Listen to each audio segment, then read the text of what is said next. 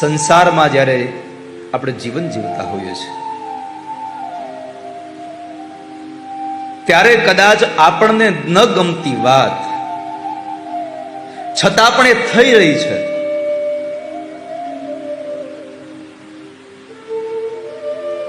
તો કદાચ આ સંસારમાં આપણને માન સન્માનના બદલે અપમાન મળે તો એ અપમાનના ઘૂંટડાઓ પણ આંખ બંધ કરીને પી જવા.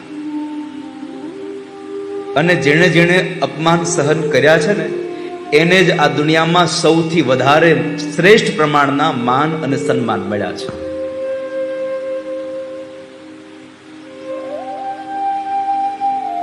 જેના માન સન્માન વધારે થાય ને એના અપમાન વધારે થાય.